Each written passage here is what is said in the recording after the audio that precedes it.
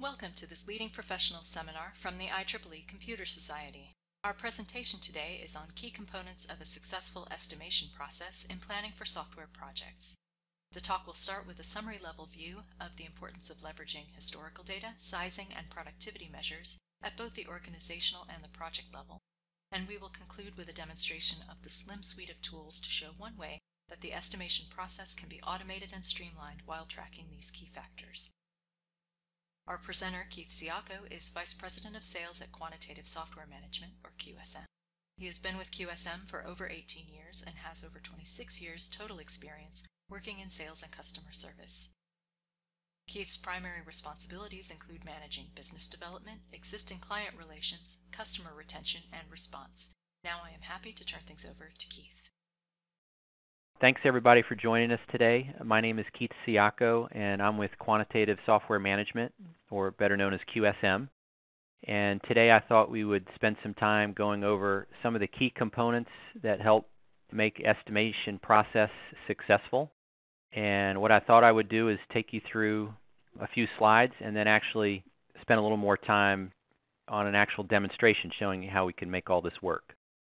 The title, of course, is Key Components of a Successful Estimation Process. I thought I'd give you a little background on QSM. That's the company I work for.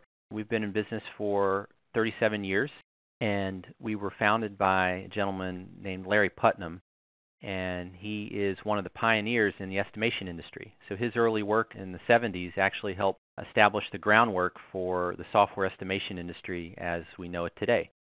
We are based in McLean, Virginia, and we have affiliate offices worldwide.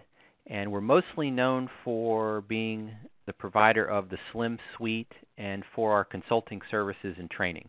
So we do a lot of consulting in the project estimation area, demand management, project oversight, benchmarking, things like that.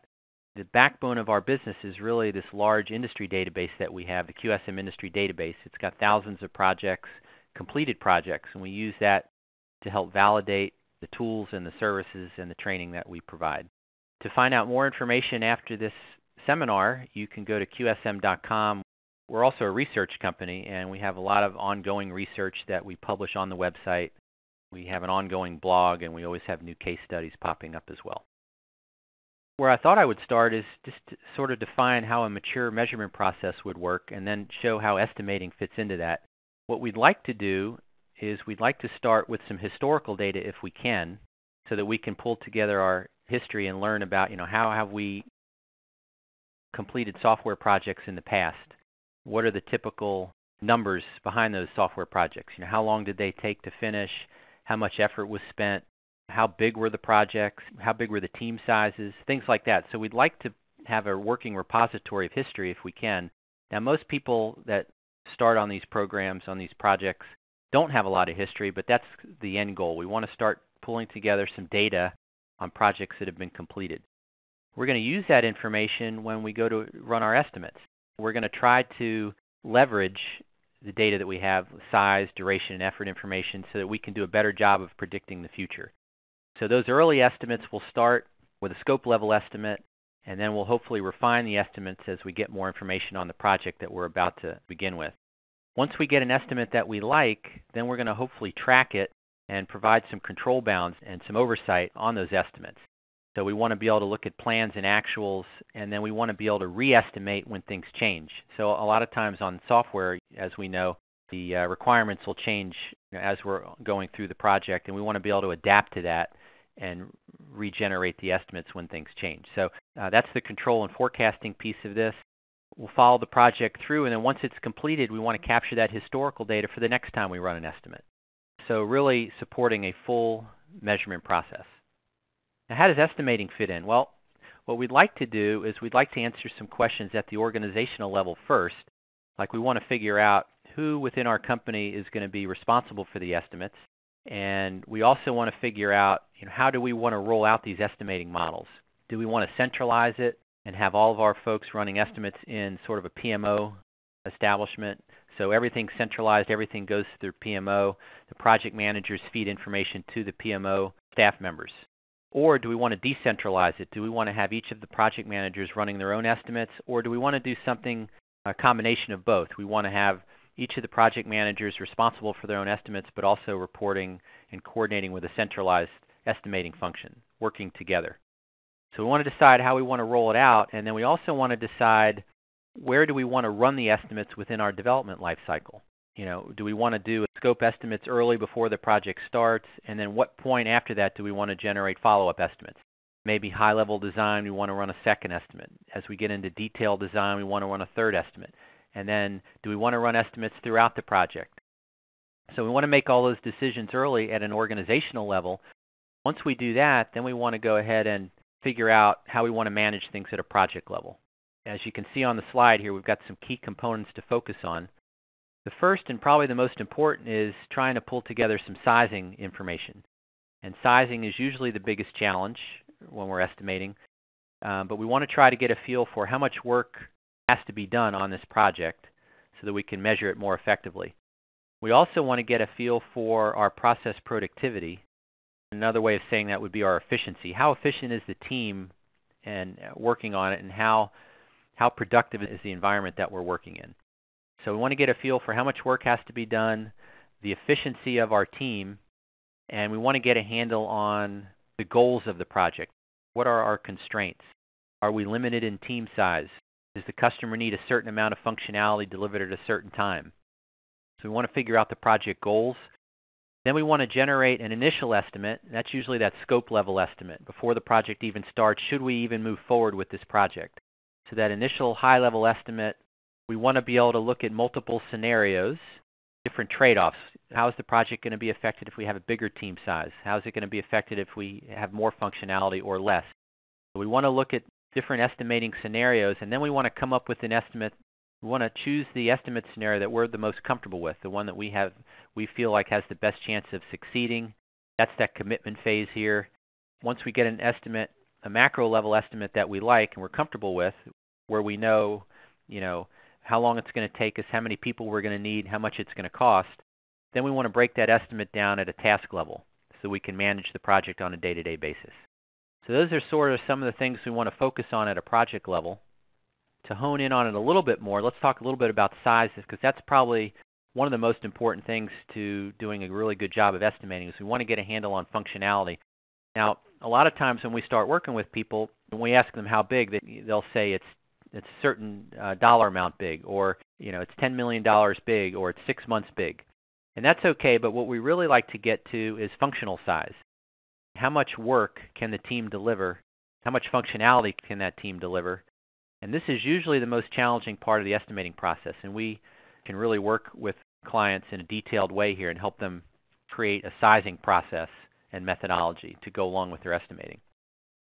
The other thing we really want to focus on is that productivity factor that I mentioned, or we call it a productivity index here at QSM. And we really want to figure out how efficient is the team and how good is the environment that we're working in. We're going to figure out these productivity measures based on historical data. We're going to take information from projects that have been completed and figure out and take into account how big they were, size, functionality-wise, and we're going to also take into account the duration and the effort so that we can measure our productivity. Now, we also have the QSM industry database. We also recommend using some industry benchmarks to help with these productivity measures to see how you compare to other people in your industry. And that history is going to be really important. We're going to want to leverage our historical data to do a better job of estimating. We're going to want to analyze the patterns in our historical data. We're going to want to leverage industry data as well. So your own history and also bouncing off an industry database so that we can get a really good feel for how we've performed in the past and how that's going to affect us in the future. We're going to want to look at multiple estimating scenarios, like I mentioned earlier. So not just generating some numbers off the bat and then going with it. We're going to want to look at different trade-offs. What if we add people? What if we reduce the amount of functionality? And we're going to want to really look at our budget goals, our project goals, schedule and budget, and reliability goals, and we're going to want to make sure we can meet those goals. If we cannot meet those goals, we're going to want to look at some alternatives like reducing scope, increasing or decreasing staff. We want to really do a good job of examining our productivity so that we can do a good job of measuring forward. We're going to want to be able to pick an estimate that we're comfortable with after looking at these multiple scenarios. And I don't know if you can see on the slide on the bottom, we're going to want to sanity check those estimates, those early estimates with industry data to make sure they're credible, and also with our own history to make sure we're comfortable moving forward. And so we can show credibility for the estimate that we're getting ready to try to support. Here's my contact slide for after the seminar in case anybody wants to call with questions as well, and I'll bring this up again at the end. We're going to want to talk now about how do we automate this and how do we make this estimation process, these key components, easier to manage. As you can see on the screen, we're actually in the estimating tool. We call it SLIM. It also stands for Software Lifecycle Management. And this is how we at QSM make things easier and how we automate that whole estimating process. And SLIM is really a methodology and a tool, and I'm going to kind of take you through how it works and how it would support that full measurement process and that full estimating process. SLIM also is known as the Putnam model, so you may have heard of it previously. If I go to the Tools menu, I can access all the tools in the suite. SLIM, again, stands for Software Lifecycle Management, so really we're supporting that full measurement process. We have the SLIM Data Manager to capture that historical data that I mentioned that's so important. We have SLIM Estimate to actually generate the estimates in a repeatable, consistent way. We have SLIM Control for that oversight portion where, once we generate the estimate, we want to track it and re-estimate when things change. We have Master Plan to do estimates at an organizational level because I mentioned earlier in the presentation that making decisions at the organizational level is very important. And then we have SLIM Metrics to analyze the data once the projects are completed for process improvement type of work. I'm going to start with the Data Manager because capturing your historical data is really one of the most important things to doing a good job of estimating. Now you can see I've got a number of projects that have been completed here. I'm going to open one up to give you a feel for the kind of history we'd like to capture. Size, again, is one of the most important things. Now this says function points, but this could be really any sizing metric that you're comfortable with as long as we're consistent. So function points here is the example. We've got about 900 function points, and this project has been completed. And then at least on the main build, or here we're calling it construct and test, we want to capture duration and the effort on that project. I'm saying project, I'm defining, this can be defined as a release or actually delivering a final product or a final system. So we want to capture how much work that was completed, and we want to capture the duration and the effort. Once we get those three measures, we can calculate, or SLIM will be able to calculate what we call a productivity index. And this is that measure of efficiency that I said is so important to the estimating process. So we're going to calculate it empirically here based on historical data. Now the productivity index is that measure of efficiency. It actually takes into account the whole project environment. Things like, how experienced are the people on the project? How good are the tools and methods that we're using? What about the complexity of the software that we're working on? All that is factored into this productivity index. And the beauty of this is we can mathematically calculate it, so we can take the subjectivity out of this measure. The higher this number, the better, right? So, and this is also going to be determined by the type of application. So if I'm doing business type of software, those PIs are going to tend to be higher than if I'm doing command and control or avionics types of systems or more engineering types of systems. So keep this in mind as I go through the seminar here, or the presentation. Once we get functional size, duration, effort, we can calculate our efficiency, or we're calling it a productivity index here. This is going to be a big factor in the success of our estimating program. I'm going to go back to the estimating tool. Now we can leverage that history. I would click on the history button here and we'd load the history in that we think is relevant, right, to the project we're about to estimate. And again, these historical projects, we documented the size, duration, and effort, and the efficiency. Now early on, I'm going to use that information here. So as soon as I run an estimate, before I do any detailed planning, I'm going to make sure that my macro level estimate or my top-down estimate is good, is reliable. So this red data point here would be my estimate. This is for effort, but this could say duration, reliability, cost, or whatever I'm working with, or combination of measures. As soon as I run that estimate, I want to make sure it's consistent with my historical data. So these gray data points here are the projects in that data manager I showed you, right? And I also referenced it in the slide, how important the history is. So as soon as I run the estimate, I want to make sure it's consistent with my history. And I also, if I have an industry database or a tool like SLIM, I can make sure that that estimate is consistent with industry data. And a lot of the folks that start with estimating programs don't have a lot of history, so the industry database even becomes more important because we want to make sure that estimate's consistent with industry and with our history before we move forward with the commitments that we're going to have to make. So we want to avoid, we call it the impossible zone here, we want to avoid signing up to a budget or a cost or a schedule that's unrealistic. And we can see that at a bird's eye view right away here using SLIM, even before we do any detailed planning. Okay, so we want to start here kind of at a big picture view to make sure we're on the right path. Now, how do we actually start running an estimate? Well, the first thing we'll do is we'll try to pull together some information on the particular project environment that we're working in. So we would want to define your phases and your milestones, things like that, your process, so it's repeatable and consistent. And we want to try to make it consistent across the organization if we can. Then we're going to make a decision. How do we want to approach the estimate? And that's going to be based on what you know going in. So if we don't have a lot of information on the project, we might start very high level. Like maybe we don't have any sizing information, things like that. So this would be one example of how we might start. We call this a level of effort wizard because so many of the people that start working with us think in terms of effort. So we're going to come in and we're going to put the name of the project in, the start date, and this of course can change, the phases that we want to include and how we would define them in the estimate. We're going to rely on the QSM industry database.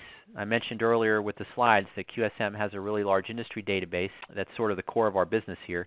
We're going to tell SLIM, what kind of project are we working on? Is it a business system? Is it an engineering system? If it's a business system, is it an agile, waterfall? Is it financial? What kind of project are we working on? Then we're going to go ahead and tell SLIM what our budget is. Okay, now, we can approach the estimate totally differently. If we want to calculate the budget, we would approach it differently. But in this example here, we're going to tell SLIM what our budget is. And if we don't know that number, we can tell SLIM what our team size is. And this is flexible. We can work very small projects or very large projects. So we're flexible here. So we might want to tell SLIM what our team size is. And then we're going to put in that productivity index. We're going to get that information from the QSM database, or we're going to get our productivity index from our own history or from our own experience. Then we have an option to answer some questions about our project environment if we want to tune that industry number more towards us, right? If we want to tune that, we can. The beauty of using something like SLIM is we don't have to answer a lot of subjective questions. We can calculate that productivity index from real data. And then finish, okay? And this is one way that we're going to generate the estimate. It'll run the model, and it'll actually give us the option of saving that estimate in this repository of estimates. When I click on one of these, what it does is it updates all of these views here for that particular estimate. You remember I mentioned in the slides that we want to select and present an estimate. Half the battle of estimating is showing credibility for the work, right? We want to make sure we're on the right path. We want to make sure management is on board and the team and the customer are all on board with the estimate. So with SLIM, we do a really nice job of communicating the estimate and negotiating it. So as soon as we run that estimate again, we're going to be able to see if that estimate's reasonable. We're going to be able to look at the solution and look at different trade-offs. My first estimate here, right out of the box, is telling me 12 months with $3 million. I've got a little summary here with 29 people. Okay. Now, one of the goals that I had on this project is to get done in 11 months, but it's telling me here that's probably not going to happen. Only about a 30% chance or 33% chance of getting done in 11 months. Much more likely that we're going to get done in 12 months. That's what SLIM is telling us. Now let's say this first estimate is my 50% solution. Right out of the box, I don't have a lot of information on the project. Now remember I mentioned as part of the estimating process, we want to pick points in time when to do the second estimate and the third estimate, right? Maybe the fourth estimate and ongoing. Maybe we don't have that luxury early on, so what we're going to do with SLIM is we're going to run a contingency plan right now. I want SLIM to tell me, give me the project, the budget, and the schedule that I've got a 90% chance of hitting, right? So I'm going to look at a more conservative estimate now early so I can plan more effectively. And when I hit next and finish, it'll run an estimate that's more conservative. So it elongates, stretches the schedule to 13 months, a little higher budget, quite a bit higher budget here, bigger team size. Okay, this might be one solution that I want to take into account. Now I'm going to log that as my 90% solution. This schedule might be something I condition the customer to, right? I might condition the development team to something like the first estimate that I ran, the 50% solution. Okay, so I'm looking at trade-offs here. I come up with the first estimate. I can do it graphically too. In real time, I can say, okay, what's it going to cost me to get this project done in May instead of June? And I just ran a whole new estimate within a few seconds. Okay, I can go back to the initial estimate. So I can look at trade-offs. I can look at different scenarios. What if we work to a bigger team size? instead of 27 people, what if I work, I add 5 to 10 people? I can also be very specific here. I can say, give me an estimate with a team size of 40. Now, if I was using a spreadsheet or something like that, it might take a lot longer, and the spreadsheet might automatically say, hey, that's a great idea. But with SLIM, we know that there are nonlinearities that happen in software. Oftentimes, we get a diminishing returns when we add people. The SLIM model reflects all that and helps us plan more effectively and lets us look at these trade-offs more quickly. So now we can see how much it's going to cost and how long it'll take with a bigger team size within seconds. So hopefully we're saving some time. We're streamlining the estimating process a little bit, especially on these early estimates. We can do a nice job of analyzing the risk.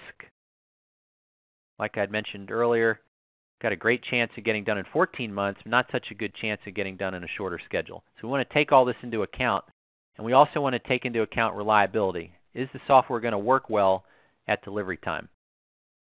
Now, all this high-level information is great because a lot of big business decisions get made early before the project starts. Once we get into the project a little bit, we can do some additional analysis. Even before that, we can use SLIM to break down the estimate at a lower level. A lot of people will use PPM types of tools to do the resource planning at a detail level. With SLIM, before you get into the PPM tool, we can figure out, how much effort are we going to spend by role, by month. And then this information can go into the PPM tools for more detailed planning.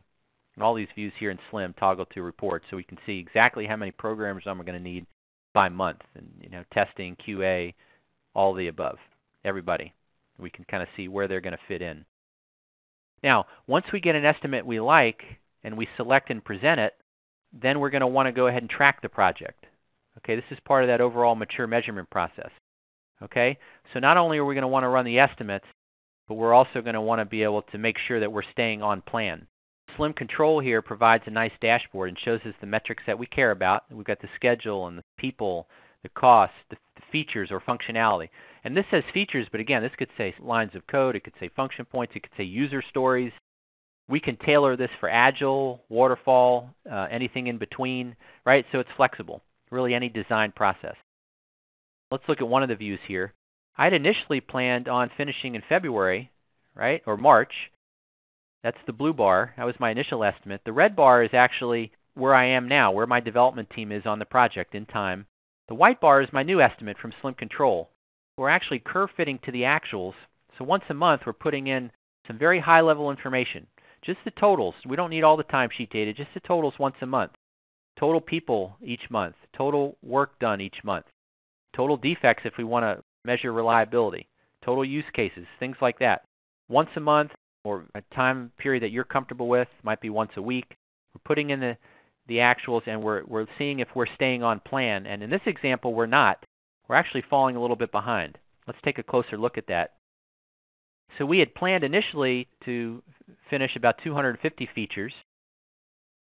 We had planned on a $2 million budget at a PI of a 16.1. Now what's happening here is SLIM Control is taking the actual amount of work completed and the actual effort spent, the actual duration elapsed, and it's recalculating that productivity index. It's telling us that we're only going to achieve 197 features at a higher cost, right, with a longer schedule. And the reason why is because what it's doing is it's recalculating that productivity index. It's taking that actual duration and effort and actual work delivered and recalculating it and telling us that we're only achieving a 14.5 productivity index. So we're not working to the level of efficiency that we had planned. So this is important information for the next time we run an estimate and also to save this project. So we can go in and look at some different trade-offs. Even during the project we can do this. A lot of people say, well, let's add people. Will that help? And we can run an estimate with a bigger team size in the middle of the project within a few seconds here, and we can see that it's not going to help very much. In this example, we're only going to save 3 or 4 weeks, and the cost is going to go way up. This is something we want to take into account. This is valuable information to hopefully save us some money on this project. When I hit OK, it updates all the views for that new estimate midway through the project and shows us that we're still not going to finish on time. We're going to ramp up the cost and the people to get the same amount of functionality done for the client. So we're tracking the project now. We're making decisions as we go. And once that project's complete, it's going to feed back into that data manager, right, for that full measurement process. And then we're going to analyze that data using SLIM metrics, right, because we want to see how we're doing process improvement-wise. So the next time we run an estimate, We're going to be knowledgeable about our past. So in this example here, we've got 3 divisions in this company, and this is just showing us the total number of projects per division. But what SlimMetrics lets us do is it lets us analyze the relationships as well. So in this example here, we're looking at size on the horizontal. This is SLOC, but this could say, again, whatever you are comfortable with. This could say user stories, function points, features, modules, whatever you're comfortable with. As the projects are getting bigger, we're spending more effort. Each one of these projects is one of yours, hypothetically, in the data manager, right? That's your history repository that we recommend as a best practice. Projects are getting bigger, they're taking longer. You can see we've got a trend line showing us the average. We can also break it out into more detail by phase. So here we're looking at the construction phase or main build phase of each of these projects. As the projects are getting bigger, they're taking longer. Pretty easy relationship. And this is a custom trend. We can also bring in the QSM database trends, and bring in how do we compare to the industry average. And we can see that this particular company actually takes longer than the industry average. And this is something we want to think about the next time we run an estimate. So there you have it. In conclusion, this is really a full measurement process and showing how estimating fits in. It all links together. We want to capture some historical data, and we want to use that the next time we run an estimate. We want to track that estimate, and we want to come full circle and pull that historical data in again to bring consistency across the organization and across our estimating practice. And that concludes my presentation. Please definitely contact me if you have any questions or if you'd like some additional information. Thanks very much.